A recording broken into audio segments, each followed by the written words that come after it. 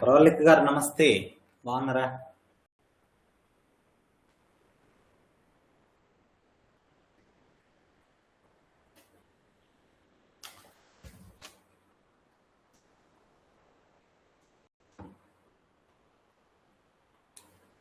రాజు గారు నమస్తే అండి, బాగున్నారా? భోంచేశారా?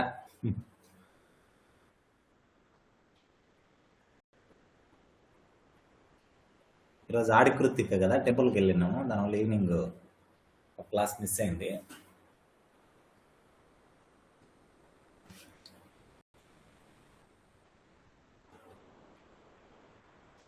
భోంచేసామండి. ఓకే, వస్తూ ఉంటారు మన వాళ్ళు. మనం సెషన్ స్టార్ట్ చేద్దాం. సో మనకు ఆల్రెడీ జైన బౌద్ధ మతాలు అనేటివి అయిపోయినాయి. ఓకేనా, వేద నాగరికత అయిపోయింది, సింధు నాగరికత అయిపోయింది, జైన బౌద్ధ మతాలు అయిపోయినాయి. ఆ తర్వాత మనం మౌర్య సామ్రాజ్యంలోకి ఎంటర్ అయినాం. క్వశ్చన్ నెంబర్ 1, మౌర్య ఆస్థానాన్ని సందర్శించి దాని పరిపాలన, ఆర్థిక వ్యవస్థ మరియు పట్టణ జీవితం గురించి వివరాలను అందించిన విదేశీ రాయబారి ఎవరు? వివరణాత్మక వివరాలను అందించిన విదేశీ రాయబారి ఎవరు?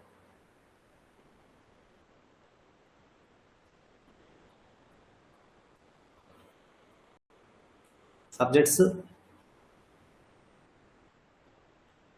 అర్థం కాలేదు రాజు గారు.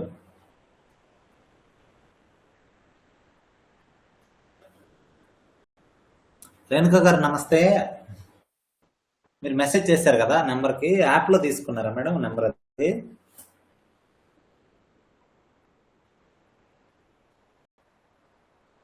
మీకు వాట్సాప్ గ్రూప్ లింక్ పెట్టాను.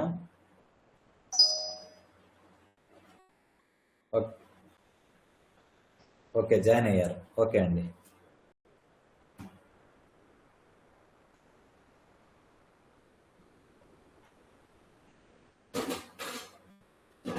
Super super.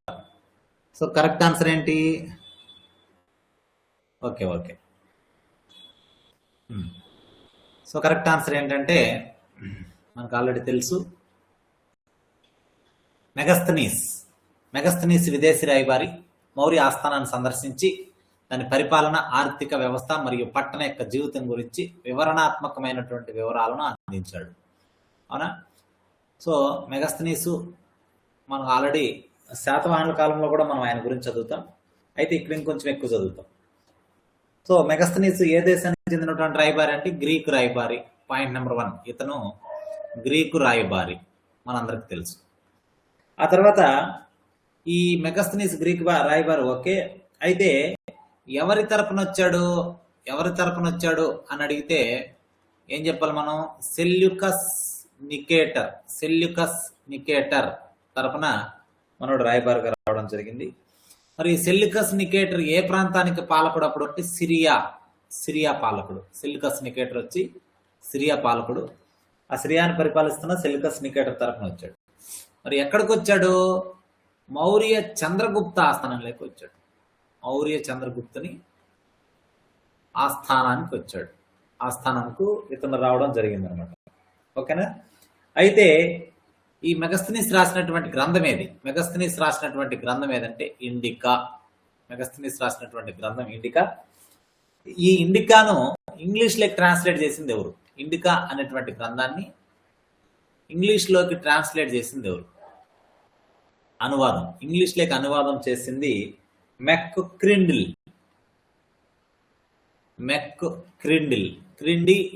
క్రిండి ఇండి అలా గుర్తుపెట్టుకోండి. ఇండికాను ఇంగ్లీష్లోకి ట్రాన్స్లేట్ చేయడం జరిగింది. ఓకేనా? మరి ఇండికా అనేటువంటి గ్రంథంలో ఏముంది?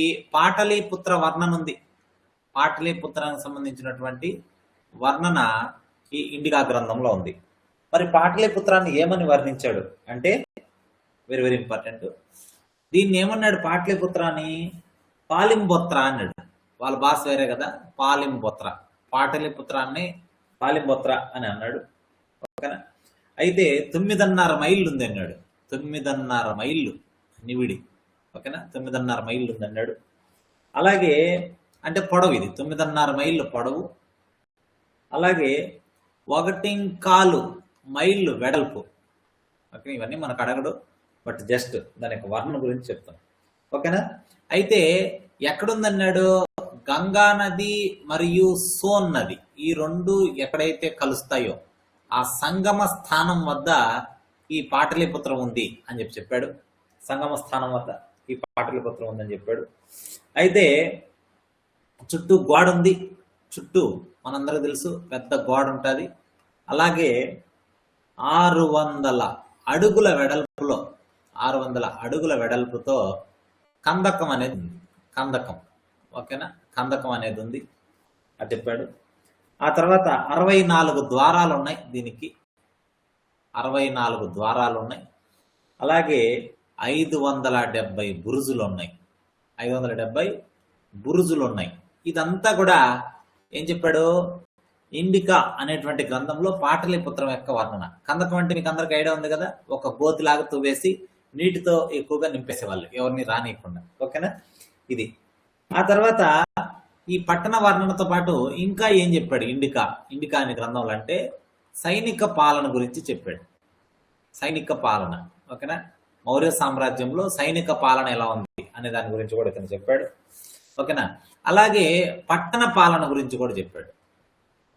పట్టణ పాలన గురించి కూడా చెప్పాడు. అయితే ఈ పట్టణ పాలనకు ఒక అధికారి ఉన్నాడు, పట్టణ పాలనకు ఒక అధికారి ఉన్నాడు. అతన్ని ఆస్తినోమోయి అంటారు. ఏమంటారు?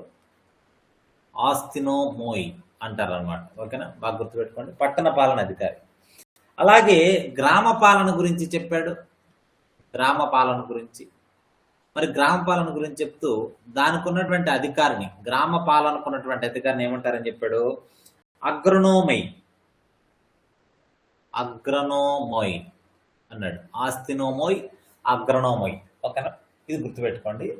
కాబట్టి ఇలా పట్టణ పాలన గురించి, గ్రామ పాలన గురించి, సైనిక వ్యవస్థ గురించి, మౌర్య సామ్రాజ్యం యొక్క వర్ణన గురించి మనోడు చాలా అద్భుతంగా చెప్పాడు ఇండికా అనేటువంటి గ్రంథంలో. ఓకేనా? ఇంకా ఏం చెప్పాడు? బానిస వ్యవస్థ లేదన్నాడు. బానిస వ్యవస్థ లేదు అని చెప్పాడు. అలాగే వడ్డీ వ్యాపారం లేదు అని చెప్పాడు. వడ్డీ వ్యాపారం అనేది అస్సలు లేదు అని చెప్పాడు. అలాగే సప్త కులాల వ్యవస్థ ఉంది అన్నాడు. సప్త కులాల వ్యవస్థ. ఓకేనా? అంటే ఎన్ని రకాల కులాలు? 7 రకాల కులాల యొక్క వ్యవస్థ అనేది ఇక్కడ ఉందని చెప్పారు. అలాగే ప్రజలు ఇండ్లకు తాళాలు వేయరు అన్నాడు. ప్రజలు ఇండ్లకు తాళాలు వేయరు అన్నారు. ఓకేనా? అదే మనం శాతవాహనులకు వచ్చేసరికి ఈ 7 కాస్త 18 అవుతాయి. అష్టాదశ కులాలు అంటాం మనం. ఇది శాతవాహనులో. ఇప్పటికి కూడా ఇండ్లకు తాళాలు వేయకుండా ఎక్కడ ఉంటుంది?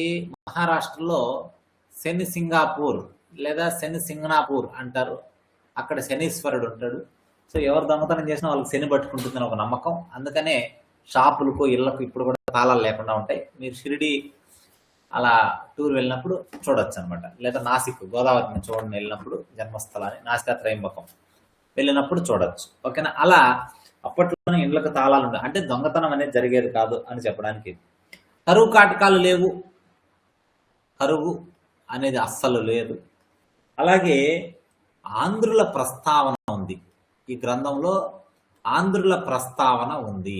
ఓకేనా? మెగస్తనీస్ తన ఇండికాలో చెప్పుకున్నాడు, శాతవాహనుల గురించి ప్రస్తావించాడు అని మనం అక్కడ కూడా చదువుతాం. ఓకేనా? ఇది మనకు ఇంపార్టెంట్ ఇండికా అనేటువంటి గ్రంథంలో. ఇంకొక ఇంపార్టెంట్ పాయింట్, ఇదే ఇండికా అనేటువంటి గ్రంథంలో మెగస్తనీస్ ఏం చెప్పాడు? బంగారు పుట్టలు పెట్టే చీమలు ఉన్నాయి భారతదేశంలో అన్నాడు. బంగారు పుట్టలు పెట్టే చీమలు, బంగారు పుట్టలు పెట్టే చీమలు మన భారతదేశంలో ఉన్నాయి అని చెప్పి చెప్పడం జరిగింది అనమాట. Very very important. ఓకేనా? ఆ తర్వాత ఇతను బానిస వ్యవస్థ లేదన్నాడు కదా, ఇక్కడ ఇంపార్టెంట్. కానీ కౌటిల్యుడు లేదా విష్ణుగుప్తుడు లేదా చాణక్యుడు, ఈ కౌటిల్యుడు ఏం చెప్తాడంటే, కౌటిల్యుడు అర్థశాస్త్రం అనేటువంటి ఒక రాజనీతి గ్రంథాన్ని రాస్తాడు. ముందు మనం చదువుతాం ఎవరీడు అని. అలాగే యాజ్ఞవల్కనుడు అని ఒక ఆయన ఉంటాడు, యాజ్ఞవల్కనుడు. ఈ యాజ్ఞవల్కనుడు ఏం రాస్తాడు? యాజ్ఞవల్క స్మృతి అనేది రాస్తాడు. యాజ్ఞవల్క స్మృతి అనేది రాస్తాడు. ఈ రెండిట్లో కూడా కౌటిల్యుని అర్థశాస్త్రంలో యాజ్ఞవల్క స్మృతిలో కూడా ఏమనుంది? బానిస వ్యవస్థ గురించి ఉంది. బానిస వ్యవస్థ ఉంది అని చెప్పారు.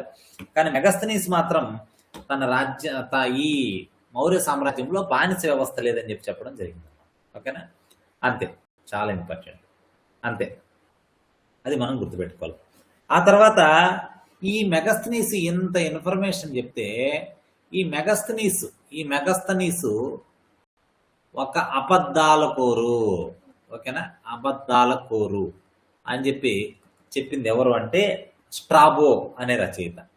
ఎవరు చెప్పారు? స్ట్రాబో. ఇవన్నీ అబద్ధాలన్నీ చెప్పేశాడు వచ్చి అని స్ట్రాబో అనేటువంటి రచయిత ఈ మెగస్తనీస్ని ఒక అబద్ధాల కోరు అని చెప్పాడు. ఓకేనా? అంతే. నెక్స్ట్ చూడండి, మౌర్య పరిపాలనలో సమహర్తులు ఎవరు? మౌర్య పరిపాలనలో ప్రేమమ్మ నమస్తేరా. కందకం అంటే సార్ వీలైతే ఈ క్లాస్ అయిపోయాక లాస్ట్లో ఒక 5 minutes Buddhism and Jainism literature authors and there works గురించి ఒకసారి లిస్ట్ అవుట్ చేయండి సార్. ఓకే, చూద్దాం. ఓకే, అంతే. ఈర్ష్య, అసూయ, ద్వేషాలు అలా ఉంటాయి ప్రసన్న గారు. Okay, next. దానికి మళ్ళీ ఒక కథ ఉంది. ఇప్పుడు మీకు అంతా చెప్పుకుంటే పోతే కాదు, మనం పివెక్కిస్ చేస్తున్నాం కాబట్టి చూద్దాం. సరే, రెండో దానికి చూడండి.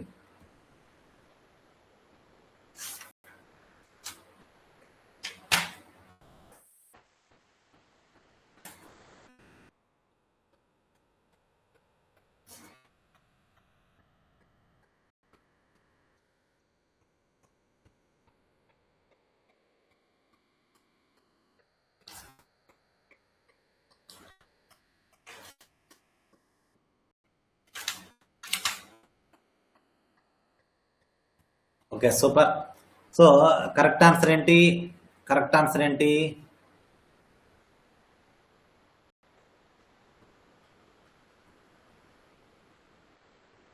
రెవెన్యూ కలెక్టరా? రెవెన్యూ అంటే పన్ను వసూలు చేయడం. సమాహర్తలు అంటే పన్ను వసూలు చేసేవారు. ఓకేనా? సమాహర్త మన శాతవాహన కాలంలో కూడా ఈ పేరు వింటాము. ఓకేనా? పన్ను, ఎందుకంటే శాతవాహనులు మనకు మౌర్యులకు సామంతులు కాబట్టి మనకు అక్కడ వస్తుంది, గుర్తుపెట్టుకోండి. అంటే ఇక్కడ మనకు ఏమడుగుతున్నాడు? మౌర్యుల యొక్క పరిపాలన గురించి అడుగుతున్నాడు. మౌర్యుల యొక్క పరిపాలన ఎలా ఉంది అనే దాని మీద అడుగుతున్నాడు. Very very important. అయితే కౌటిల్యుని అర్థశాస్త్రం, మనం ఎప్పుడు మౌర్య సామ్రాజ్యం గురించి అడిగినా మనం కౌటిల్యుడు అంటాం. ఈ కౌటిల్యుని ఒక అర్థశాస్త్రం అనేటువంటి ఒక గ్రంథం ఉంది. ఈ అర్థశాస్త్రంలో ఏముంటుందంటే 34 శాఖల గురించి ఉంది. ఇప్పుడు మంత్రులకు శాఖలు కేటాయించారు, విద్య, వైద్యం, ఆరోగ్యం అంటారు కదా. అట్లా మంత్రులకు శాఖలు ఉంటాయి కదా, అలా 34 శాఖలు ఉండేట్టుగా చెప్పేవారు. ఒక్కొక్క శాఖకు ఒక్కొక్క అధిపతి ఉండేవారు. ఓకేనా? అయితే ఈ శాఖాధిపతిని ఏమంటారు అంటే మెజిస్ట్రేట్ అంటారు. శాఖాధిపతిని ఏమంటారు? మెజిస్ట్రేట్ అని పిలిచేవారని స్ట్రాబో చెప్పాడు. శాఖాధిపతిని ఏమంటారని?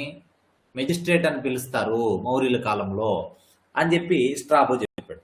ఓకేనా? అయితే అధ్యక్షుడు లేని ఏకైక శాఖ ఒకటి ఉంది. ప్రతి దానికి ఒక అధ్యక్షుడు ఉంటాడని చెప్పుకోదు శాఖాధిపతి. అలా శాఖాధిపతి లేని ఏకైక శాఖ ఏదంటే మత్స్య శాఖ. ఇట్లాంటి మనకు ఇంపార్టెంట్, బాగా గుర్తుపెట్టుకోండి. మత్స్య శాఖ. ఓకేనా? దీనికి మాత్రం శాఖాధిపతి లేడన్నమాట. ఓకేనా? ఆ తర్వాత మనకు రకరకాల అధికారుల గురించి అడిగాడు. ఫస్ట్ సమాహర్త. మరి ఎవరి సమాహర్త అంటే పన్ను వసూలు చేయాల మరియు ప్రభుత్వ ఖర్చు నియంత్రణ చేయాలి. ఎక్కువ ఖర్చు అవ్వకుండా గవర్నమెంట్కు నియంత్రణ చేయాలి. ఇతని సమాహర్త అనేటువంటి పేరుతో పిలుస్తారు. ఓకేనా? అది బాగా గుర్తుపెట్టుకోండి. ఆ తర్వాత రెండోది ఏంటంటే రెండవ అధిపతి పేరు శుల్కాధ్యక్ష. అదే మనకి ఇప్పుడు రెవెన్యూ కలెక్టర్ అని ఇచ్చినది, పన్ను వసూలు చేసినది. శుల్కాధ్యక్ష మరి శుల్కాధ్యక్ష అంటే కస్టమ్స్ అధికారి. కస్టమ్స్ సుంకములు వేస్తారు కదా, సుంకం అంటాము, కష్టం అంటాం కదా, దిగుమతుల మీద వేస్తారు. ఆ కస్టమ్స్ యొక్క అధికారిని శుల్కాధ్యక్ష అని పిలుస్తారు. అలాగే మూడవది ఏంటంటే పాణ్యాధ్యక్ష. పాణ్యాధ్యక్ష అనేటువంటి ఒక పదవి ఉంటుంది. మరి ఈ పాణ్యాధ్యక్ష అనేది పాణ్య వాణిజ్య అని గుర్తుపెట్టుకోండి. వాణిజ్యానికి సంబంధించినటువంటి విభాగం, ఓకేనా, దానికి అధికారి అంటారు. అలాగే ఇంకా దేవతాధ్యక్ష ఈజీగా కనిపెట్టేయచ్చు, దేవాలయాలు, మతపరమైన కట్టడాలు. అయితే సంస్థాధ్యక్ష అని ఒకటి ఉంటుంది. సంస్థాధ్యక్ష మరి ఏంటి ఈ సంస్థాధ్యక్ష అంటే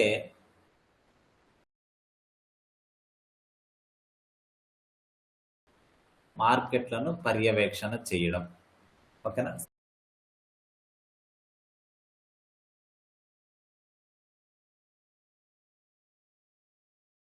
మార్కెట్లను పర్యవేక్షించడం సంస్థాధ్యక్ష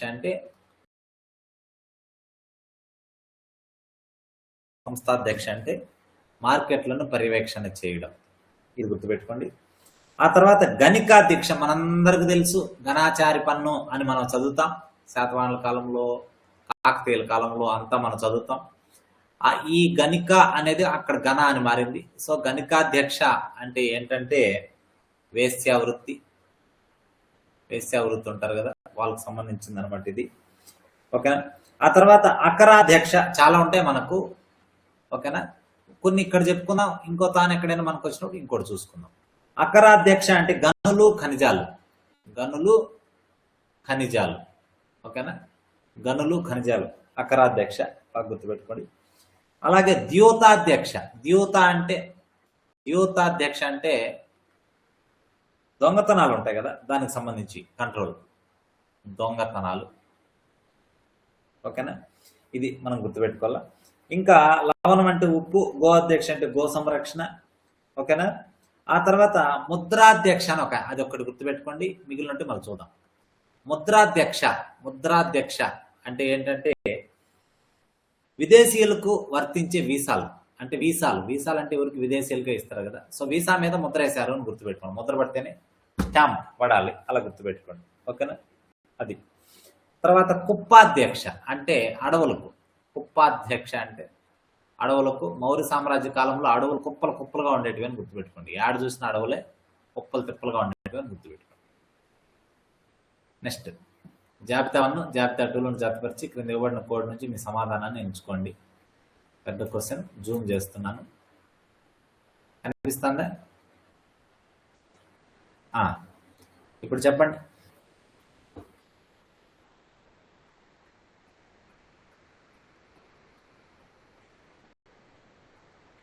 వచ్చారా? ప్రమలక్క మేడం వచ్చారు, మాట్లాడాను.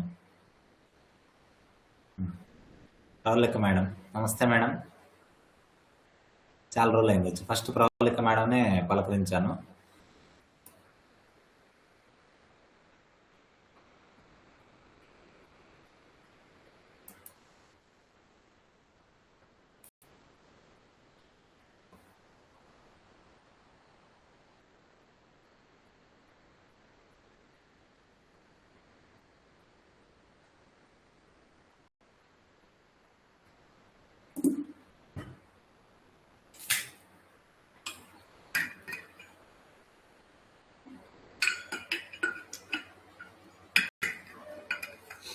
సూపర్.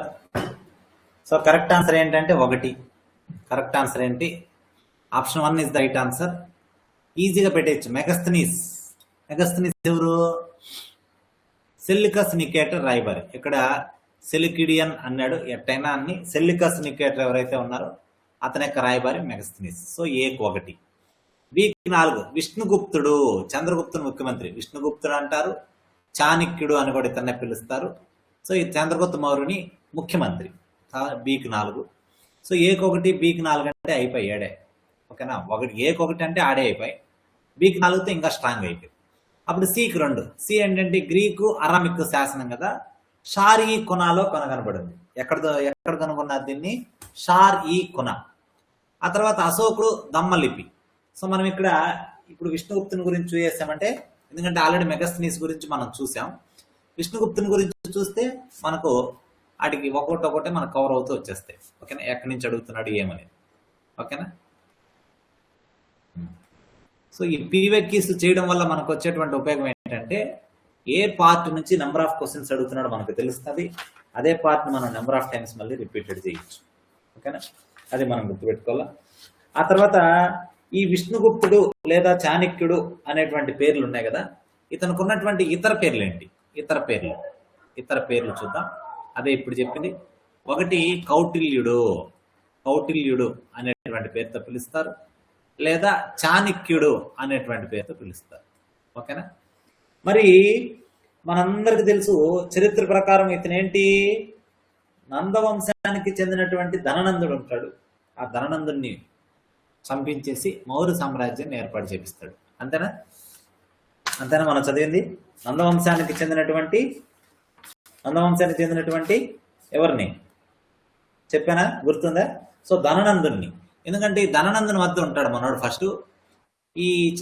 ధననందుడు ఎవరికి సమకాలికుడు? అలెగ్జాండర్ సమకాలికుడు అని కూడా మనం చెప్పుకున్నాం. ఆ ధననందుని లేపించేసి ఈ చంద్రగుప్త మౌర్యుని సింహాసనం మీద కూర్చోబెట్టి ఇతను ప్రధానమంత్రిగా ఉంటాడు. సరే, మళ్ళీ అక్కడ చూద్దాం మనం, చంద్రగుప్త మౌర్యుడు వచ్చినప్పుడు అది చూద్దాం. సో ఇతను రాసినటువంటి గ్రంథం ఇది. మరి ఇతను ఏ గ్రంథం రాశాడంటే మనం ఇందాక చెప్పాం, అర్థశాస్త్రం. ఓకేనా, మరి ఏ భాషలో రాశాడు దీన్ని అని అడిగితే, సంస్కృతంలో రాశాడు. ఏ భాషలో రాశాడు? సంస్కృత భాషలో దీన్ని రాయడం జరిగింది. ఓకేనా, అయితే ఈ కౌటిల్యుని యొక్క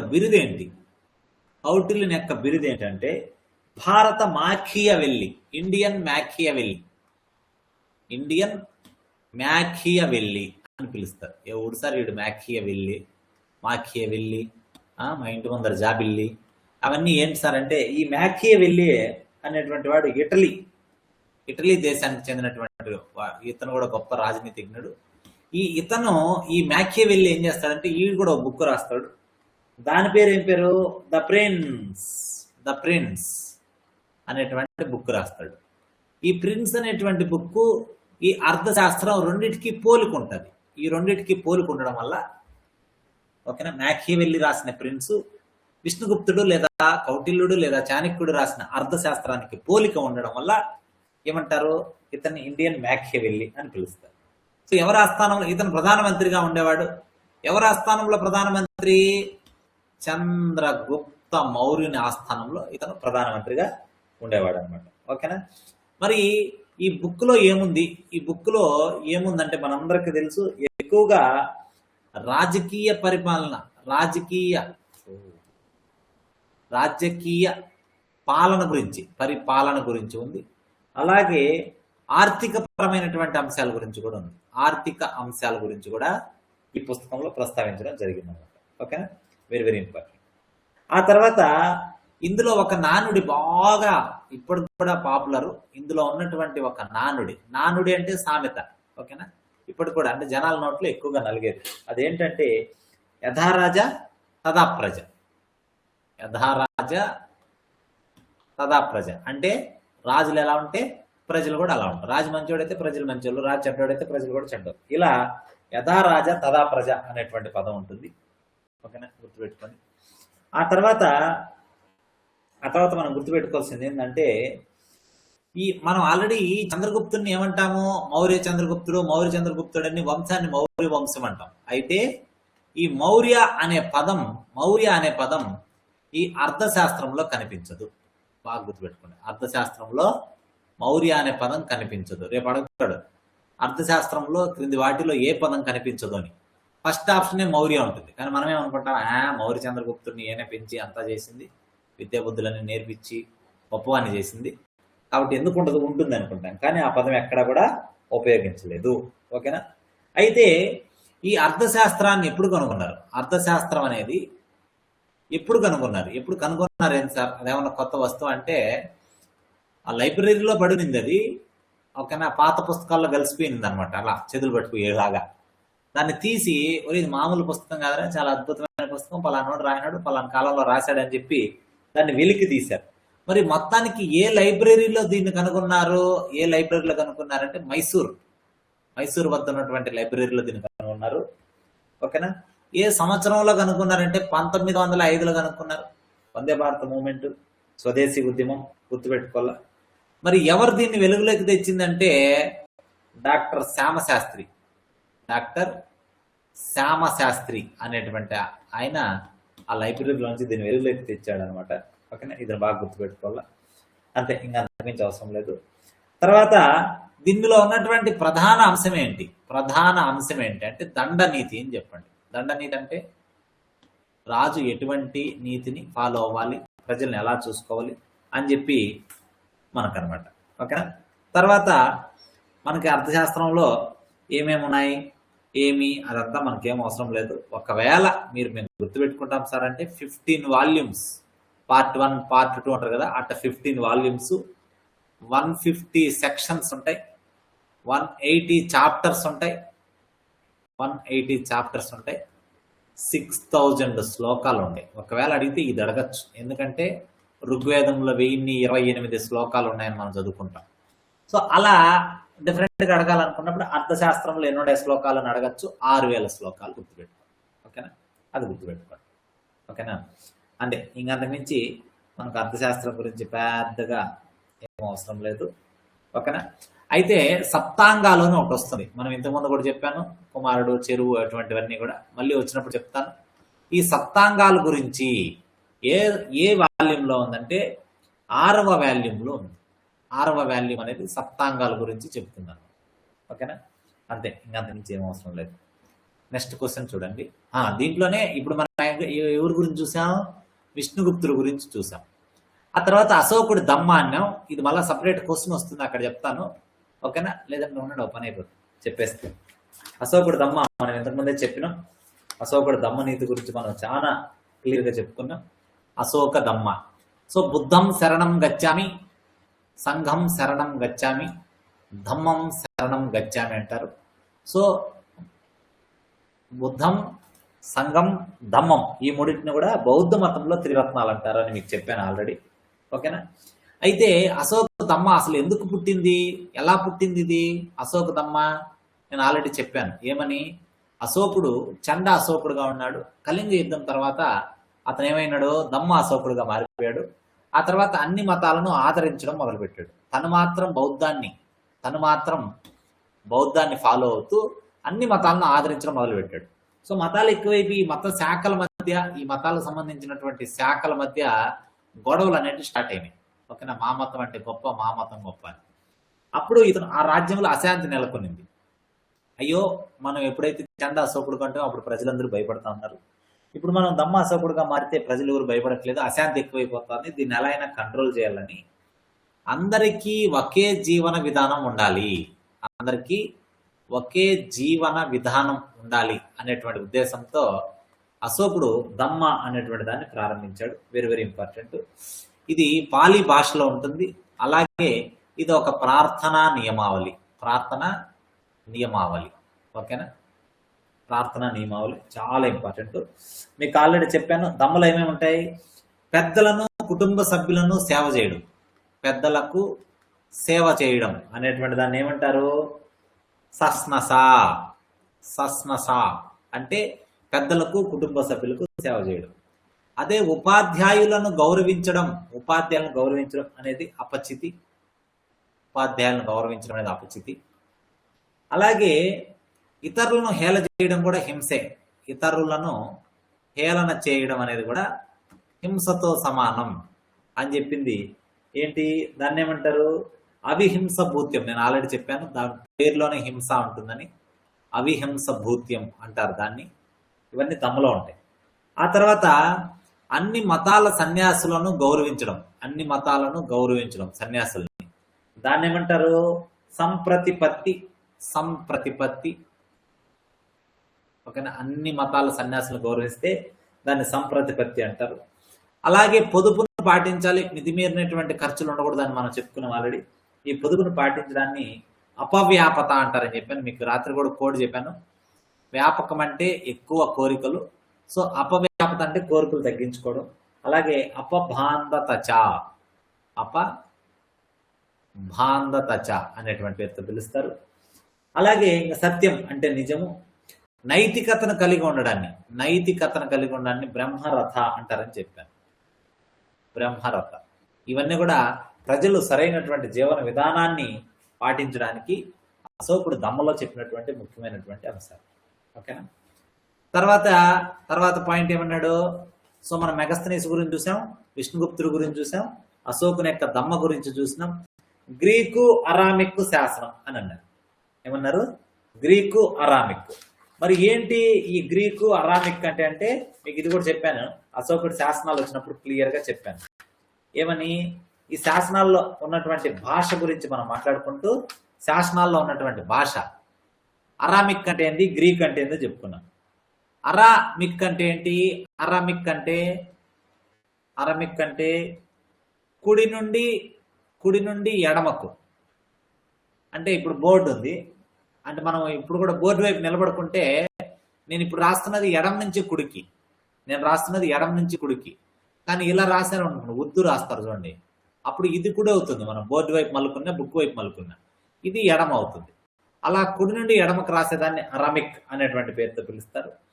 మరి గ్రీకు అంటే ఏంటంటే ఆపోజిట్, మనం రాస్తాంలో అది. సో ఎడమ నుంచి కుడికి, దాన్ని గ్రీకు అని పిలుస్తారు. అరమిక్ అంటే కుడి నుండి ఎడమకి, గ్రీకు అంటే ఎడమ నుండి కుడికి. ఓకేనా. ఇవి అశోకుని యొక్క ఏంటివి? ఇవి శాసనాలు, అశోకుని యొక్క శాసనాలు. ఇవి ఆఫ్ఘనిస్తాన్ ఆ ప్రాంతంలో లభిస్తాయి, వాయువ్య ప్రాంతంలో, ఆఫ్ఘనిస్తాన్ ఆ ప్రాంతంలో ఇవి లభించడం జరుగుతుంది. దానివల్ల గ్రీకు అరమిక్ అనేటువంటి పేరు. పర్టికులర్ గా ఆఫ్ఘనిస్తాన్లో ఎక్కడంటే కాందహార్, ఆఫ్ఘనిస్తాన్ లో కాందహార్ అంటాము. ఆ ప్రాంతాన్ని షార్ ఈ కొనా అని మనకిచ్చాడు. ఆ ప్రాంతంలో ఈ అశోకుడికి సంబంధించినటువంటి శాసనాలు అనేవి లభించాయి. ఓకేనా. అంతే. నెక్స్ట్ క్వశ్చన్ చూద్దాం. మనం స్టార్టింగ్ కాబట్టి మీకు ఆల్రెడీ చెప్పాను, ఫస్ట్ లో మనం కంటెంట్ ఎక్కువ చెప్పుకోవాలా కాబట్టి 1, 2, 3 క్లాసులు కంటెంట్ ఎక్కువ ఉంటుంది. ఆ తర్వాత రాను మనకేమవుతుందంటే కంటెంట్ మనం ఆల్రెడీ ఎక్స్ప్లెయిన్ చేసి ఉంటాం కాబట్టి దాన్ని వాట్ ఈజ్ వాట్ అని ఆన్సర్ దాని రిలేటెడ్ 1 or 2 పాయింట్స్ చెప్పుకొని పోతూ ఉంటాం. ఓకేనా. అలా మనం త్వరగా కంప్లీట్ చేసుకుంటాం. నెక్స్ట్, బాగ్ గుహలలోని హల్లి సలస్య చిత్రపటం దీన్ని సూచిస్తుంది. వెరీ వెరీ ఇంపార్టెంట్, మంచి క్వశ్చన్ ఇది. చూద్దాం ఆన్సర్ ఎంతమంది చేస్తారు. ఎక్స్ప్లెనేషన్ ఎక్కువ టైం వచ్చింది కదా, ఏం చేయలేము ఒకసారి అటు వస్తా ఉంటే. ఆన్సర్ చేయండి.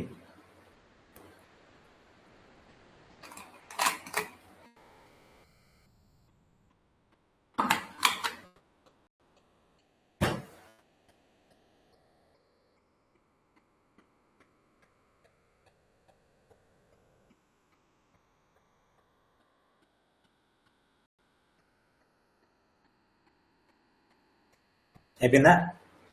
సో కరెక్ట్ ఆన్సర్ ఏంటి?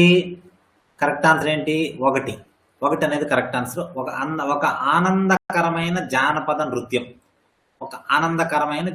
నృత్యాన్ని చెప్పారనమాట. హల్లి సలస్య అన్నారు. ఏమన్నారు? హల్లి సలస్య. వేరే తీసుకుంటాం.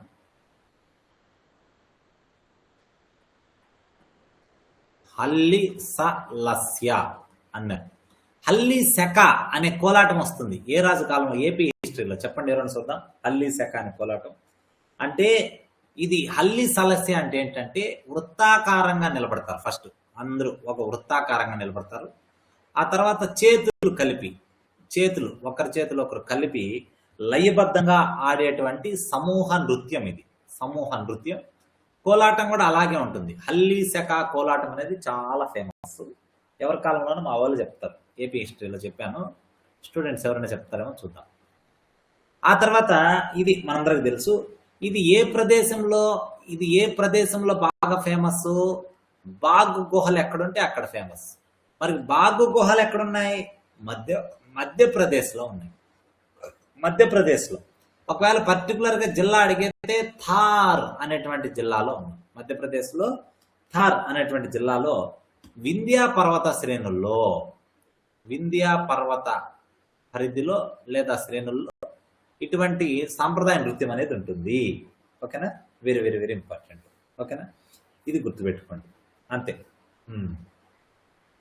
అయితే ఇవి ఇవి కూడా బాగ్ గుహలు కూడా బౌద్ధ మతానికి చెందినవే. కానీ బౌద్ధ మతం కంటే కూడా ఇక్కడ లౌకిక జీవితం, ఓకేనా, లౌకిక జీవితం అనేది బాగా కనపడుతుంది. ఓకేనా, అంతే. ఇంకా మనకు ఇక్కడ వాడే సంగీత వాయిద్యాలు ఏంటి అవన్నీ అవసరం లేదు. అయితే ఈ బాగ్ గుహలు టోటల్ గా ఎన్ని ఉన్నాయి? ఎందుకంటే మనం అజంతా గుహలు 30 అనుకుంటాం. సో బాగ్ గుహలు ఏంటంటే టోటల్ గా మనం 9 అని చెప్పాలి. బాగ్ గుహలు మనం ఎన్ని చెప్పాలి? గుప్తులు వచ్చినప్పుడు మళ్ళీ మనం చెప్పుకుందాం.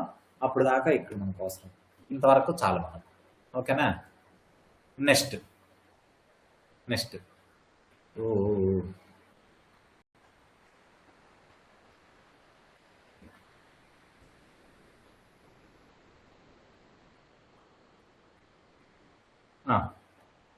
Fifth question. ఈ క్రింది చక్రవర్తుల్లో ఎవరు ధర్మ విజయం లేదా భక్తి ద్వారా? ఇప్పుడే చెప్పేశా, ఇప్పుడే చెప్పా. సింపుల్ క్వశ్చన్ ఇది. చాళుక్య భీముని కాలంలో సుతార్ అల్లి శక అనేటువంటి కోలాటం.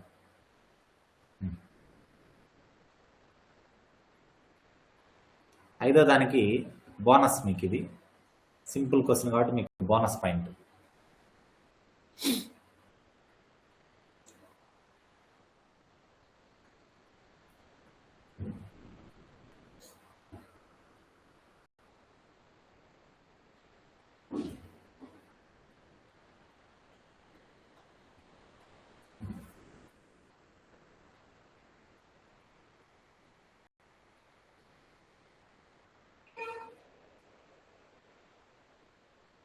సూపర్. సో కరెక్ట్ ఆన్సర్ ఏంటి? అశోకుడు. మనం ఆల్రెడీ చెప్పుకున్నాం అశోకుడు గురించి. ధర్మ మహామాత్రులు నియమించాడు. ధమ్మ విజయం అనేది మనకు తెలుసు. దమ్మ అంటే అదంతా మనం చెప్పుకునేసినాం. సో సింపుల్ గా అశోకుడు. నెక్స్ట్, ఈ క్రింది మౌర్య పాలకులలో ఎవరు తమ రాజ్య సరిహద్దును దక్షిణంగా మైసూర్ వరకు విస్తరించారు?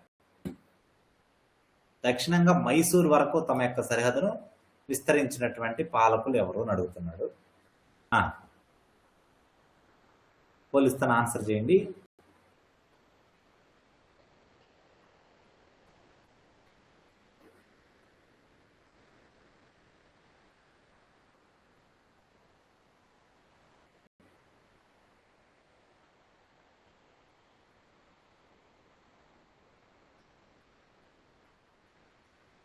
దీనికి 2 ఆప్షన్స్ ఉన్నాయి, బట్ చూద్దాం ఎవరైనా కరెక్ట్గా పెడతారేమో.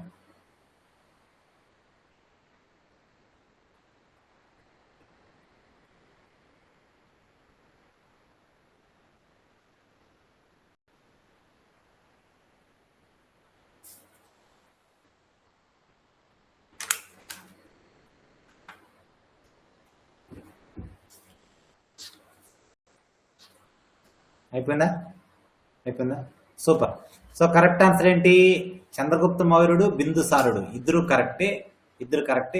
ఎందుకంటే అశోకుడు తర్వాత వచ్చాడు కాబట్టి మనం ముందు వేల గురించి వెళ్ళాలి. ఇప్పుడు మనం చంద్రగుప్త మౌర్యుడు గురించి చూద్దాం. చంద్రగుప్త మౌర్యుడు, ఓకేనా? ఈ చంద్రగుప్త మౌర్యుడు ఏంటి, వాని పరిస్థితి ఏంటి అనేది మనం చూద్దాం. చంద్రగుప్త మౌర్య.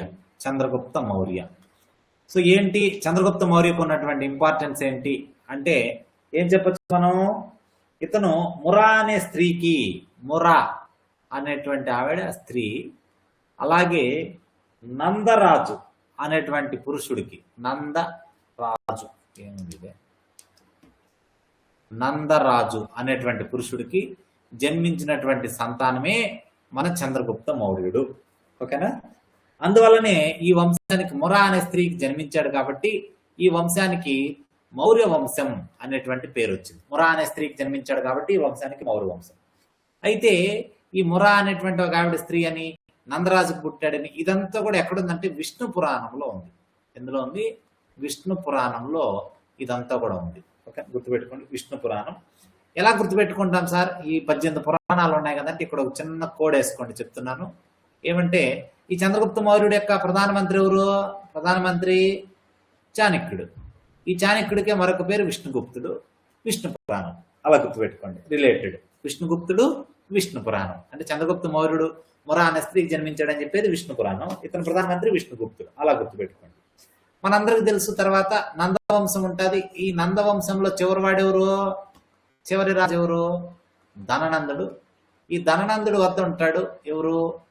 ఈ చాణక్యుడు ఈ ధననందుడి చేత అవమానించబడి రాజ్యం నుంచి బహిష్కరించబడి ఆ తర్వాత వచ్చి ఈ చంద్రగుప్త మౌర్యునికి అన్ని విద్యలు నేర్పించి ధననందుని ఓడించి ఈ మౌర్య సామ్రాజ్యాన్ని స్థాపించేటట్లు చేస్తాడు, మనందరికీ తెలుసు. కాబట్టి ఇక్కడ మనం గుర్తుపెట్టుకోవాల్సింది ఏంటంటే ఇతను పితృస్వామ్య పాలనను ప్రవేశపెట్టాడు. పితృస్వామ్య పాలన అంటే తండ్రి, ఆ తర్వాత ఆయన కొడుకు, ఇలా పితృస్వామ్య పాలనను ప్రవేశపెట్టింది ఎవరు అని అడిగితే చంద్రగుప్త మౌర్యుడు. మరి ఈ చంద్రగుప్త మౌర్యుడికి ఏమన్నా బిరుదులు ఉన్నాయా? చంద్రగుప్త మౌర్యుడికి ఏమన్నా బిరుదులు ఉన్నాయా అంటే ఉంటాయి, గొప్పవాడు కాబట్టి ఉంటాయి.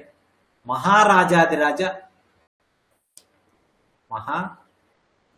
మహారాజాధిరాజ అనేటువంటి బిరుదు ఒకటి ఉంది. అలాగే సాండ్రకొటోస్, వెరీ ఇంపార్టెంట్, నేను చెప్పాను ఆల్రెడీ. సాండ్రకొటోస్ అనేటువంటి బిరుదు ఒకటి, సాండ్రకొటోస్. ఓకేనా? అయితే ఎవరు పెట్టాడు ఈ పేరు? ఈ పేరు చూస్తేనే మనకు అర్థమైపోయింది ఈ దేవుడు గ్రీక్ వాళ్ళు పెట్టారు అని. గ్రీక్ వాడి పేరు ఫ్లూటార్క్ అనే చరిత్రకారుడు ఈ పేరు పెట్టాడు. ఫ్లూటార్క్ అనేటువంటి చరిత్రకారుడు ఈ సాండ్రకొటోస్ అని చెప్పి పేరు పెట్టడం జరిగింది. అలాగే పియదస్సి, అశోకుడికి కూడా ఈ బిరుదు ఉందండి, జాగ్రత్తగా చూసుకోండి.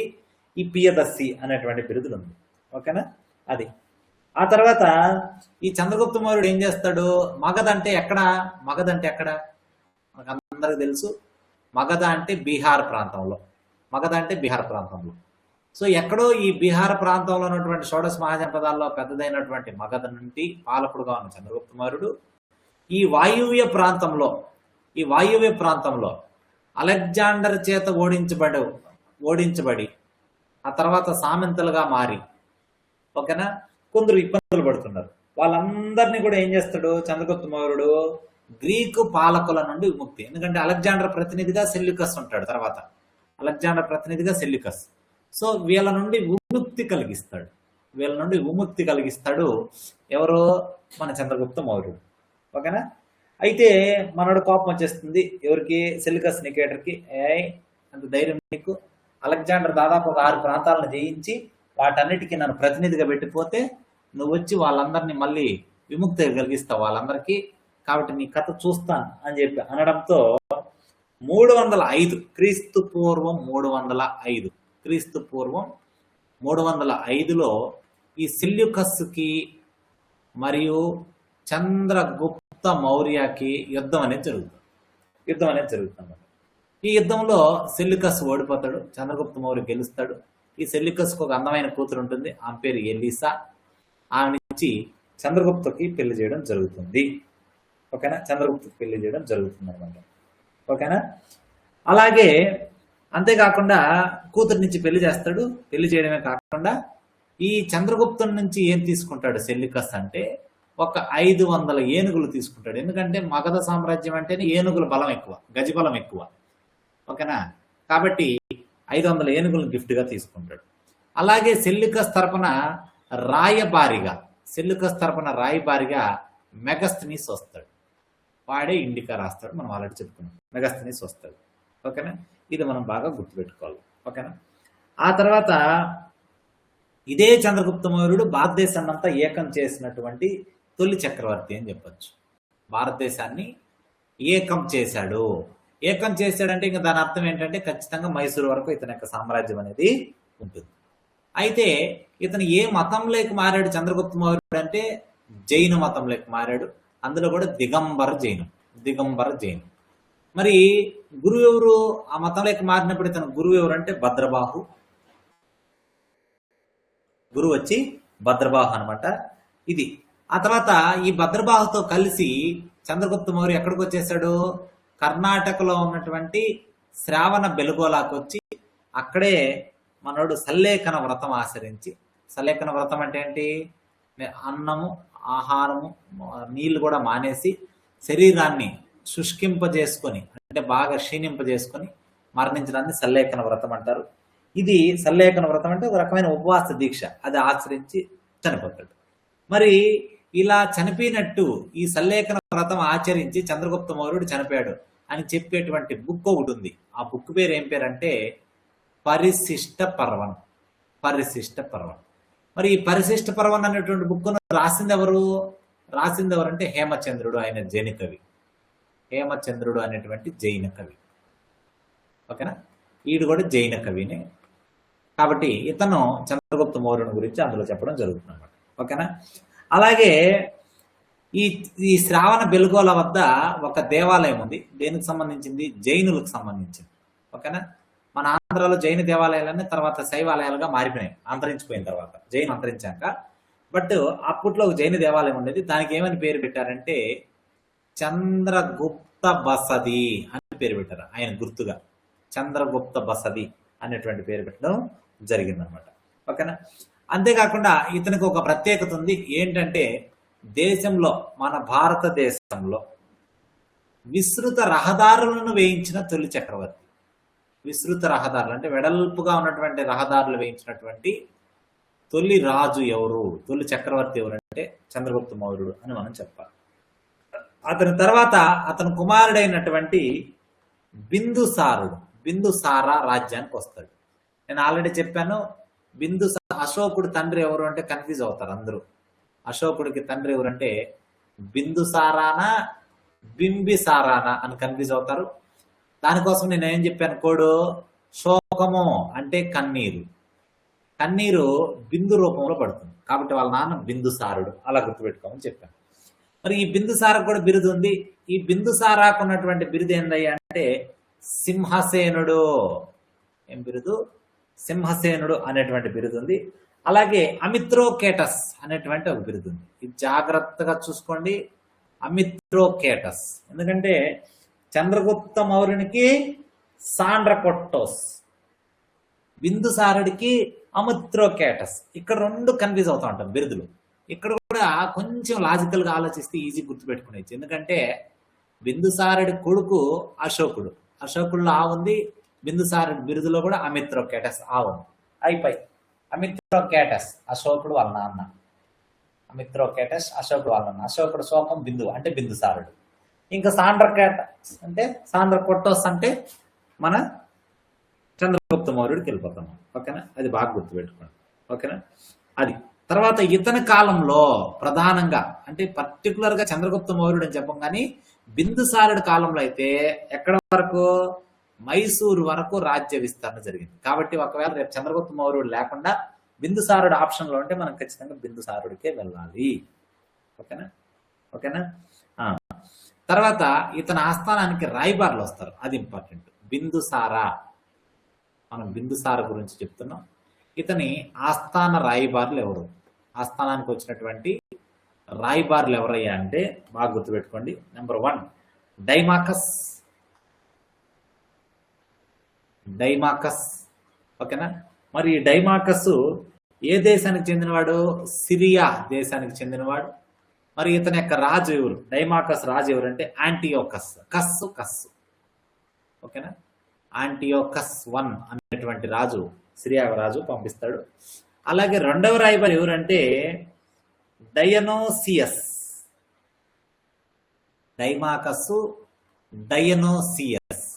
మరి ఈ డయనోసియస్ ఏ ప్రాంతానికి చెందినవాడు అంటే ఈజిప్ట్ అనేటువంటి ప్రాంతానికి చెందినవాడు. మరి ఇతన్ని పంపించినటువంటి రాజు ఎవరు? ఇతను పంపించినటువంటి రాజు ఎవరు అంటే ఫిలడెల్ఫస్. ఫిలడెల్ఫస్. ఓకేనా. వీళ్ళు ఇతని ఆస్థానానికి వచ్చినటువంటి రాయబారులు. ఓకేనా, వెరీ వెరీ ఇంపార్టెంట్. తర్వాత ఈ ఏం చేస్తారు, ఈ సిరియా రాజు ఎవరు? ఆంటియోకస్ 1 కదా. అతని వద్దకు కొంత మధువును, అత్తి పండ్లను, ఓకేనా, గ్రీకు వేదాంతులను పంపించమని బిందుసారుడు తన రాయబారులను పంపించాడు. ఓకేనా, అది. ఓకేనా. అంటే ఈ సిరియా రాజును మనోడు అడిగాడు, యాంటియోకస్ 1 మనోడు అడిగాడు ఏమని? కొంత మధువు, అత్తి పండ్లు, అలాగే గ్రీకు వేదాంతులను ఎవరినైనా పంపించమని అడిగాడు. ఓకేనా. కానీ సిరియా రాజు గ్రీకు వేదాంతులను తప్ప అన్నింటినీ పంపించాడని వాళ్ళు చెప్పుకుంటారు. ఓకేనా. అంటే వాళ్ళ జ్ఞానం మనకు వచ్చేస్తుందని వాళ్ళ బాధ. ఓకేనా, మనకేం అవసరం లేదు. ఆ తర్వాత మనం గుర్తుపెట్టుకోవాల్సింది ఏంటంటే ఇతని యొక్క ప్రధానమంత్రి పేరు ఏం పేరు? ఇతని యొక్క ప్రధానమంత్రి. ఎందుకంటే చంద్రగుప్త మౌర్యుని యొక్క ప్రధానమంత్రి అయితే విష్ణుగుప్తుడు, చాణక్యుడు, కౌటిల్యుడు అని చెప్పేస్తాం. మరి బిందుసారుడికి ఎవరు ప్రధానమంత్రి అంటే ఖల్లాటకుడు. ఓకేనా, ఖల్లాటకుడు ఇతని యొక్క ప్రధానమంత్రి, గుర్తుపెట్టుకోండి. అంతేనా, ఇది మనం. అలాగే అజీవక మతానికి చెందినటువంటి ఒక సిద్ధాంతి ఉంటాడు. సిద్ధాంతి అంటే ఏం చెప్తాడు? ఆయన జ్యోతిష్యం చెప్తాడు. ఈ బిందుసారుని ఆస్థానంలో ఉంటాడు ఆయన కూడా. ఆయన పేరు పింగళి వస్త. పింగళి వస్త అనేటువంటి ఆయన ఉంటాడు. బిందుసారుని ఆస్థానంలోనే ఉంటాడు. Very very important. ఓకేనా? అంతే. ఆ తర్వాత చాణక్యుడు కొంతకాలం, చంద్రగుప్త మౌర్యుడు చనిపోయిన తర్వాత ఈ చాణక్యుడు కొంతకాలం బిందుసారుని వద్ద కూడా ప్రధానమంత్రిగా ఉన్నాడు అని చెప్పి తారానాథ్ చెప్తాడు. అంటే చంద్రగుప్త మౌర్యుడికి అలాగే బిందుసారుడికి ఇద్దరికి కూడా ప్రధానమంత్రిగా ఎవరో చాణక్య పనిచేశాడు అని చెప్పి తారానాథ్ అనేటువంటి చరిత్రకారుడు చెప్తాడు. తారానాథ్ అనేటువంటి ఒక చరిత్రకారుడు ఈ విషయాన్ని చెప్పడం జరుగుతుంది అన్నమాట. ఓకేనా? అంతే. ఇంకా అంతకు మించి మనకి ఏం అవసరం లేదు. ఓకేనా? తర్వాత అంతే, మళ్ళీ చూద్దాం. ఈ ఇంకొక ఇంపార్టెంట్ పాయింట్ ఇక్కడ తక్షశిల తిరుగుబాట్లు అవుతుంది కదా. తక్షశిల తిరుగుబాట్లు ఇతని పాలనా కాలంలో తక్షశిల తిరుగుబాట్లు జరుగుతాయి. తక్షశిల అందరికి తెలుసు కదా, వాయువ్య ప్రాంతంలో ఉంటుంది భారతదేశానికి. అక్కడ తిరుగుబాట్లు జరిగితే ఈ తిరుగుబాట్లు అణిచివేయడానికి బిందుసారుడు కుమారుడైనటువంటి అశోకుడు వెళ్తాడు. అశోకుడు వెళ్ళి విజయవంతంగా వాటిని అణిచివేస్తాడు. దీని గురించి చెప్పేటువంటి శాసనం ఒకటి ఉంది, ఆధారం. ఒకవేళ అడిగితే మనల్ని, దాని పేరు షిర్ కాపు శాసనం. షిర్ కాప్ అనేటువంటి శాసనం ఈ ఆధారం గురించి చెబుతుంది. ఇది బిందుసారుడికి సంబంధించిన ఇన్ఫర్మేషన్. కాబట్టి పర్టికులర్గా మైసూరు వరకు ఎవరంటే బిందుసారుడు. అయితే భారతదేశాన్ని అంతా ఏకం చేసింది చంద్రగుప్త మౌర్యుడు కాబట్టి ఆయన కూడా కరెక్టే అవుతుంది. నెక్స్ట్, అరామిక్ మరియు గ్రీక్ అక్షరాలతో రాసిన అశోకుడి శాసనం ఎక్కడ లభించింది? ఇందాక చెప్పేసి నేను మళ్ళీ చెప్పను. సింపుల్ క్వశ్చన్, మీకు ఆన్సర్ వచ్చేస్తుంది.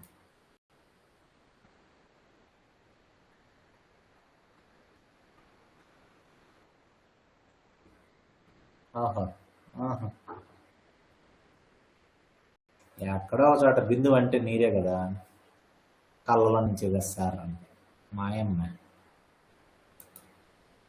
తెలివి ఎక్కువైపోయింది ప్రసన్న మేడం.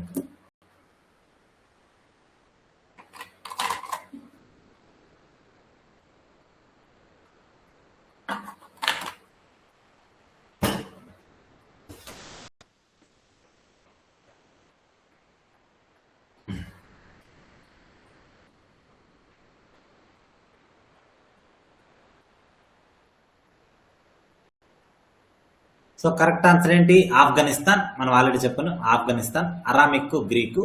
ఇందాక చెప్పా నేను. అరామిక్ అంటే ఏంటి? అరామిక్ అంటే ఏంటి?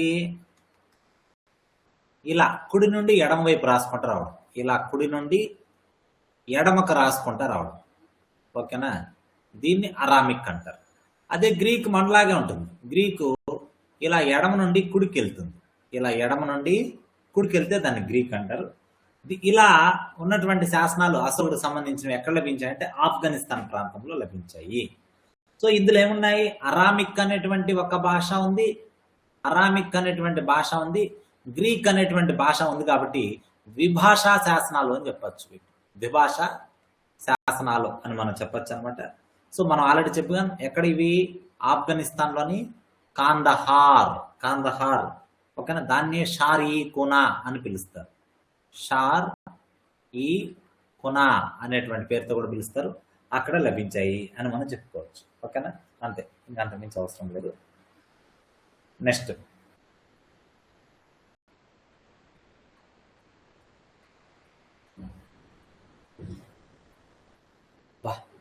ఇది civils question.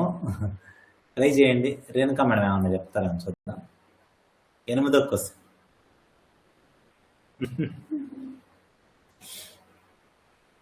I will give you some time to answer. Read it carefully. Agri. అగ్రిగోల్డా ప్రసన్న గారు? అగ్రి అంటే అగ్రిగోల్డా? Question చదువుకున్నారా?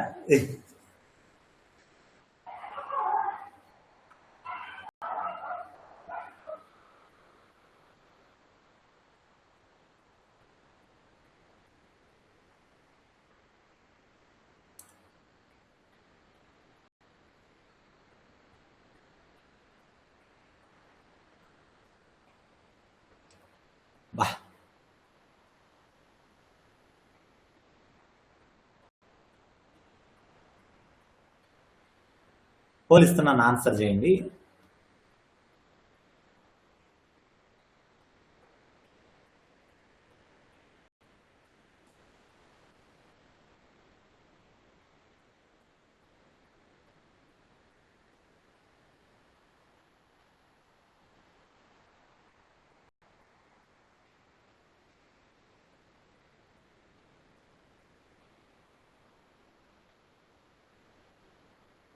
Super. So correct answer ఏంటంటే 8వ దానికి కరెక్ట్ ఆన్సర్ ఏంటి? ఆప్షన్ 3. ఆప్షన్ 3 అంటే 1 మరియు 2 పాలీ గ్రంథాలలో నాణ్యాల గురించిన మొట్టమొదటి ఖచ్చితమైన ప్రస్తావనలు ఉన్నాయి. సో మనందరికీ తెలుసు పాలీ, బ్రహ్మీ లిపి ఇవన్నీ మనకు తెలుసు. ఓకేనా? పాలీ భాషలో గ్రంథాలు ఉండేటివి, తర్వాత సంస్కృత భాషలో కూడా వచ్చాయి. ఓకేనా?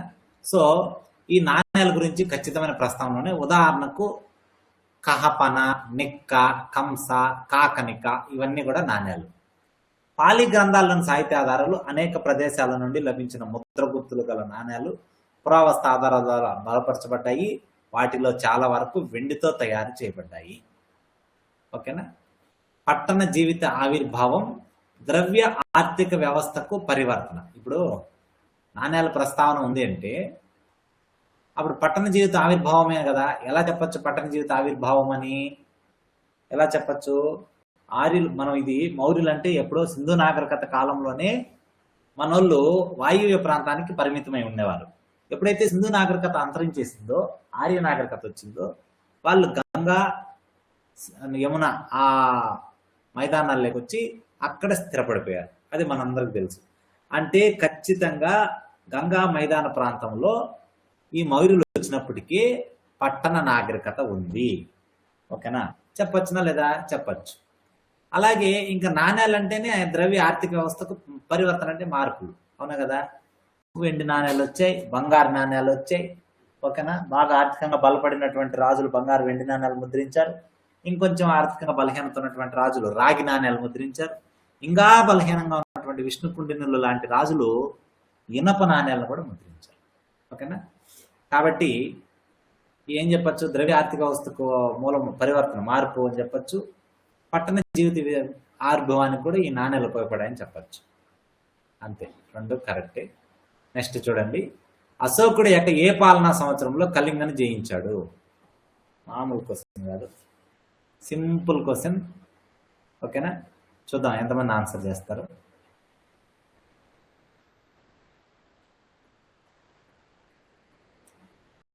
పట్టణాలు ఉన్నాయి, ఐవీస్లోనే ఉన్నాయి.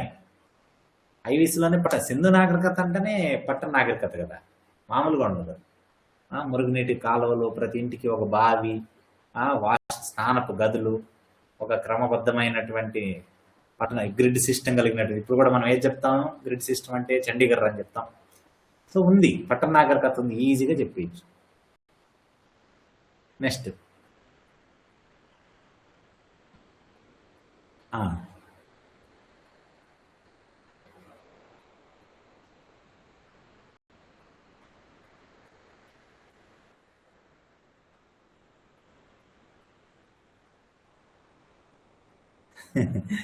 ఇండియన్ వేదిక్ కల్చర్ కాదు, ఐవీస్ అండి. Indus valley civilisation.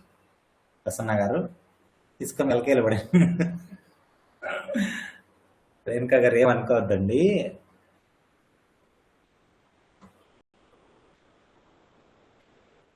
ఆవిర్భావం, మొట్టమొదటిసారి ఆవిర్భావం అనలేదు కదా రేణుక గారు. తొలిసారి అంటే ఆవిర్భావం అంటే పుట్టింది అని అంతే, తొలిసారి అని కాదుగా. తొలిసారి అంటే అప్పుడు మనం ఇబ్బంది పడతాం. ఎక్కడైనా ఇచ్చాడని ఇంకో తొలిసారి అని. పట్టణ జీవిత ఆవిర్భావం, నాణ్యాల వల్ల పట్టణ జీవిత ఆవిర్భావం అయిందని చెప్పచ్చు. ఓకేనా?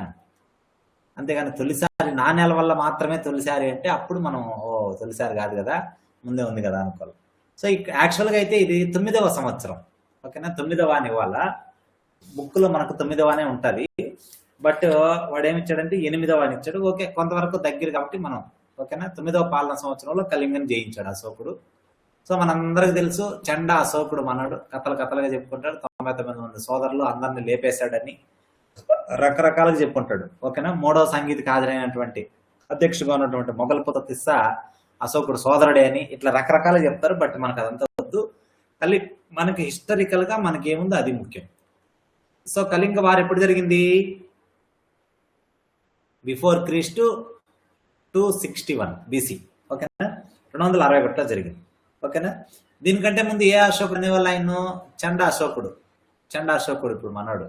ఓకేనా, కాబట్టి 9వ సంవత్సరంలో పట్టాభిషేకం జరిగిన తర్వాత 9వ సంవత్సరంలో ఈ వార్ అనేది జరిగింది, పట్టాభిషేకం అయిన తర్వాత. ఓకేనా, దీనికి సంబంధించినటువంటి ప్రూఫ్, కళింగ యుద్ధం గురించి ప్రూఫ్ ఎక్కడుందండి? 13వ శిలాశాసనంలో ఉంది. 13వ శిలాశాసనంలో ఈ కళింగ యుద్ధం గురించి ప్రస్తావన ఉంది. Very very important. ఈ 13వ శిలాశాసనంలోనే ఏమంటాడు? శాతవాహనులు నాకు సామంతులు అని అశోకుడు చెప్పుకున్నాడు. శ్రీముఖుడికి రాయ అనే బిరుదిచ్చాడు. ఇవన్నీ కూడా మనం చెప్పుకుంటాం. ఓకేనా, అయితే ఏంటి ఈ కళింగ యుద్ధానికి అసలు ఉద్దేశం ఏంటి? ఏ ఉద్దేశంతో ఇంత మారణ హోమానికి అశోకుడు ఒడిగట్టుకున్నాడు అంటే, ఈ మౌర్యులకు వ్యాపార నౌకలు ఉండేవి. మౌర్యులకు ఏముండేటివి? వ్యాపార నౌకలు. మనందరికి తెలుసు, వాళ్ళు రోమ్ వరకు కూడా వ్యాపారం చేసేవాళ్ళు. అవునా, వ్యాపార నౌకలు ఉండేవి. ఈ వ్యాపార నౌకల్ని దొంగతనం చేశారు. ఎవరు దొంగతనం చేసింది? మౌర్యుల యొక్క వ్యాపార నౌకల్ని నాగతెగలు. సో ఇలా ప్రతిసారి వ్యాపార నౌకల్ని దొంగతనం చేస్తూ ఉంటే తమ రాజ్యం ఆర్థికంగా బలహీనపడిపోతుందేమో అన్నటువంటి భయం చేత ఈ నాగతెగలకు సరైన బుద్ధి చెప్పడానికి, ఓకేనా, దయానది అనేటువంటి నది వద్ద, దయానది తీరం అంటే ఎటువంటి దయ లేకుండా చంపేశారు అందరిని. యుద్ధం అనేది జరిగింది. మరి ఎక్కడుంది సార్ ఈ దయానది తీరం అంటే? ఒడిశా. కళింగ అదే కదా, ఒడిశా వద్ద జరిగింది అనమాట. ఓకేనా, అయితే కళింగ రాజులు ఎవరు? పాల్గొన్న కళింగ రాజులు ఎవరెవరు? ఈ యుద్ధంలో పాల్గొన్నటువంటి కళింగ రాజులు, ఒక ఆయన పేరు దిమోవసి, ఇంకొక ఆయన పేరు మేఘవాహన. మహామేఘవాహన వంశం ఎవరిది చెప్తారు ఎవరైనా? కళింగ కారవేలుడు అంటాం మనం. ఓకేనా, మొదటి శాతవాహన కాలంలో మొదటి శాతకర్ణి మీద అటాక్ చేస్తాడు. కన్నపెన్నా నదిని దాటి వస్తాడు. అతిగుంప శాసనము, గుంటుపల్లి శాసనం దీనికి ఆధారాలుగా చెప్పాడు. కార్వేలుడు అని చెప్పుకున్నాం. వాళ్ళ వంశం ఇది, మేఘవాహన వంశం. సో దిమోవసి మేఘవాహన రాజు, ఆయన పేరు మీద కానీ వంశం అది, వీళ్ళిద్దరు. ఓకేనా, మరి మరణం ఎంతమంది యుద్ధంలో మనం చదివేసుకున్నాం ఆల్రెడీ? 1,00,000 మంది చనిపోయారు. ఓకేనా, అలాగే బానిసలు ఎంతమంది అయ్యారు? బానిసలుగా ఎంతమంది మారారు? 1,50,000 మారారు. 1,50,000 మంది బానిసలుగా మారిపోయారు అన్నమాట. ఓకేనా, ఇదంతా చూసి అశోకుడు వెంటనే ఏ ఘోష నుండి ఏ ఘోషకు మారాడు? అశోకుడు బేరీ ఘోష నుండి అంటే రణబేరి, యుద్ధబేరి ఘోష నుండి ధమ్మ ఘోషకు మారిపోయాడు. ధర్మం చరణం గచ్చామి అని ధమ్మ ఘోషకు అశోకుడు మారిపోయాడు అనమాట. వెరీ వెరీ ఇంపార్టెంట్, ఇది గుర్తుపెట్టుకోవాలా. ఆ తర్వాత కళింగ యుద్ధం జరిగిన 5 సంవత్సరాలకు, వెంటనే కాదు 5 సంవత్సరాలకు మనోడు బౌద్ధ మతాన్ని స్వీకరించాడు. ఓకేనా, 5 సంవత్సరాల తర్వాత, కళింగ యుద్ధం జరిగిన 5 సంవత్సరాల తర్వాత అశోకుడు బౌద్ధ మతాన్ని స్వీకరించడం జరిగింది. ఓకేనా, అంతే. ఇది కళింగ యుద్ధానికి సంబంధించినటువంటి ఇన్ఫర్మేషన్. నెక్స్ట్,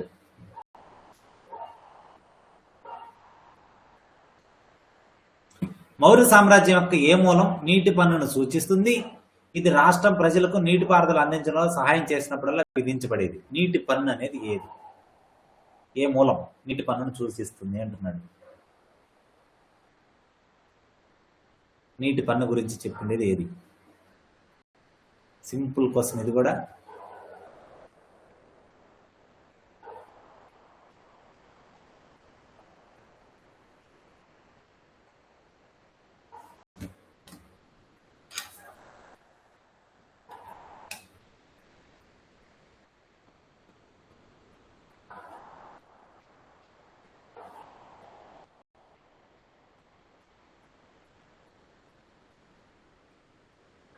వాళ్ళంతా ఇంగ్లీష్ మీడియం అండి. ప్రసన్న గారు ఏమనుకున్నారు? వెనుక మేడం అంటే ఇంగ్లీష్ మీడియం వాళ్ళు,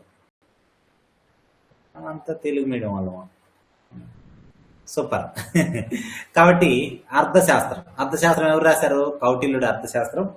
దాంట్లో నీటిపారుదల గురించి ఉంది. నీటిపారుదల, దానికి సంబంధించిన పన్నుల గురించి మనం ఆల్రెడీ చెప్పుకున్నాం. అర్థశాస్త్రం అంటే రాజనీతి సంబంధించిందని. మరి నీటి పన్నును ఏమనేవారు? నీటి పన్నును ఏమని పిలిచేవారు అంటే ఉదక భాగ అనే పేరుతో పిలిచేవారు. ఉదకము అంటే నీరు, అందువల్ల నీటి పన్నుని ఉదక బాగా అనేటువంటి పేరుతో పిలిచేవారు. అయితే ఇది ఎంతవరకు ఉండేదంటే పంట దిగుబడి బట్టి పన్ను ఉండేది. పంట దిగుబడి బట్టి నీటి పన్ను ఉండేది. అయితే సాధారణంగా 1/5 వంతు నుండి 1/3 వంతు వరకు పంట దిగుబడిని బట్టి ఈ నీటి పన్ను విధించేవారు అనమాట. ఓకేనా, వెరీ వెరీ ఇంపార్టెంట్. అయితే నీటిపారుదల సౌకర్యాలు కల్పించే బాధ్యత ఎవరిది? రాజుదే. ఓకేనా ఓకేనా దీనికి ఎగ్జాంపుల్ గా మనం సుదర్శన తటాకం చెప్పచ్చు. సుదర్శన తటాకం ఎక్కడుంది? ఇది సుదర్శన తటాకం ఎవరైనా చెప్తారా? సుదర్శన తటాకం ఎందుకంటే నీటిపారుదల సౌకర్యాలు కనిపించే బాధ్యత రాజుదే కాబట్టి దానికి గుర్తుగా మనం సుదర్శన తటాకం అని చెప్తాం. మరి ఈ సుదర్శన తటాకం ఎక్కడుంది? ఓకేనా, గుజరాత్ లోని గిర్నార్ వద్ద ఉంది. అవునా, గిర్నార్ గుజరాత్, జునాగఢ్ అని కూడా. అయితే ఎవరు దీన్ని తవ్వించింది? పుష్యగుప్తుడు. ఎవరు? తటాకం అంటే చెరువు అంతే. మరి ఈ పుష్యగుప్తుడు గురించి ఎందుకు చెప్తున్నారు ఇప్పుడు అంటే, ఇతను చంద్రగుప్త మౌర్యుని యొక్క గవర్నర్. ఇతను ఎవరు? పుష్యగుప్తుడు చంద్రగుప్త మౌర్యుని యొక్క గవర్నర్ గా పనిచేశాడు. ఓకేనా, గవర్నర్ అంటే ఒక ప్రాంతానికి ప్రతినిధి కాబట్టి అలా మనవాడు జున్నార్ ప్రాంతానికి ప్రతినిధిగా ఉంటాడు. అక్కడ సుదర్శన తడాకాన్ని మనవాడు తవ్విస్తాడు అన్నమాట. ఓకేనా, ఇది గుర్తుపెట్టుకోండి అంతే, ఇంకేం అవసరం లేదు. నెక్స్ట్ క్వశ్చన్, చంద్రగుప్త మౌర్యుడు సైనిక పరిపాలన గురించి క్రింద రచయితలు ఎవరు? అబ్బా చెప్పేసాను, ఇది చెప్పేశాను. ఎంతమంది గుర్తుపెట్టుకుని చెప్తారో చూడాలి.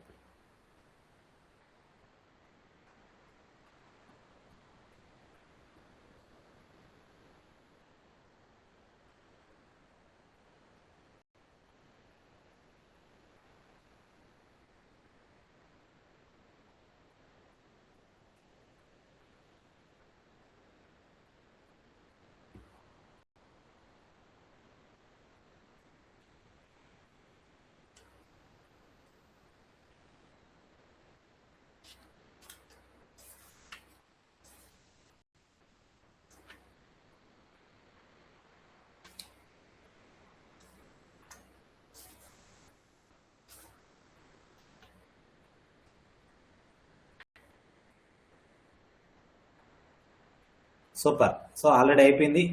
సో మెగస్తనీస్ మనం ఆల్రెడీ చెప్పుకున్నాం. సైనిక పాలన గురించి చెప్పాడని మనం ఆల్రెడీ చెప్పుకున్నాం. పట్టణ సంస్థల గురించి చెప్పాడు, గ్రామాలు వాటి అధికారుల గురించి చెప్పాడు, దాని యొక్క వర్ణన అంతా చెప్పాడు. సో ఇప్పుడు మీరు రేణుకా గారు మీరు అడుగుతున్నది ఏంటంటే ఆ జైన బౌద్ధ మతాలకు సంబంధించి లిటరేచర్ అడుగుతున్నారు. లిటరేచరా మేడం మీరు అడిగింది?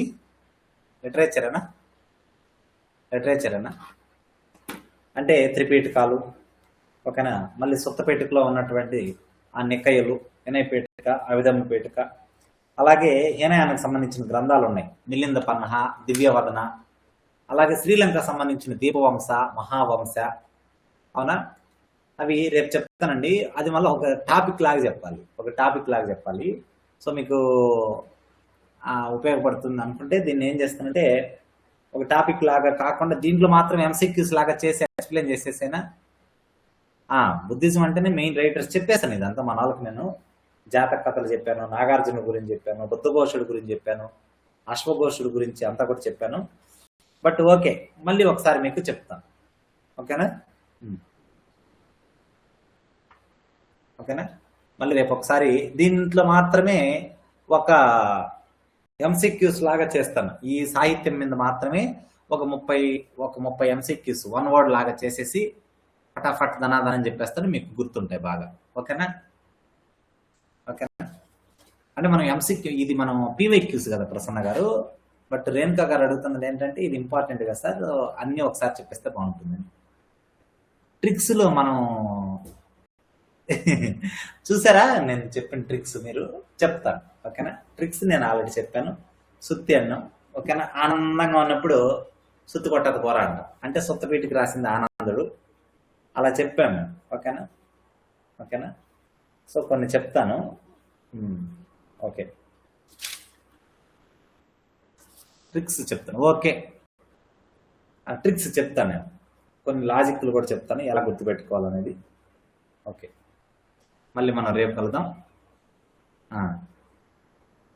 షేర్ చేయండి ఫ్రెండ్స్కి మన యాప్ గురించి. మీకు ఎంతమంది తెలిస్తే వాళ్ళు కొనరా రెండో విషయం. మీ కాంటాక్ట్లో ఎంతమంది ఉంటే అంతమందికి షేర్ చేయండి. యాప్ కొత్తగా లాంచ్ చేశాను, ఉపయోగపడేలాగా చెప్పండి. Encouragement leader board. అక్కకు లీడర్ బోర్డు లేకపోతే నిద్ర పట్టింది మా రాయసర్ అక్కకు. అబ్బా అబ్బా అబ్బా అందుగడతా రాయసర్ అక్క. Congratulations top 3. ఓకేనా, కంగ్రాచులేషన్స్. అంటే పొద్దుటి నుండి గ్యాప్ లేకుండా చెప్తున్నాను కదా, దానివల్ల కొంచెం టైర్డ్ అయిపోతాను సాయంత్రం అయ్యేసరికి, అందుకనే కొంచెం స్లోగా చెప్తూ ఉంటాను. ఓకే, మీకు బౌద్ధ లిటరేచర్ కావాలంతే కదా, రేపు వాయించేద్దాం విత్ కోడ్స్ మీకు చెప్పిస్తాను. ఓకేనా, కంగ్రాచులేషన్స్ రాయశ్రీ గారు టాప్ 1 వచ్చినందుకు. రేణుక గారు top 2 congratulations. Premamma congratulations. Okay, good night అందరికీ. యాప్ గురించి షేర్ చేయండి. ఓకేనా, మీకు ఒక నోటిఫికేషన్ పెడతాను. లీడర్ బోర్డ్ నాట్ విజిబుల్ అంటే. ఓకే సరే.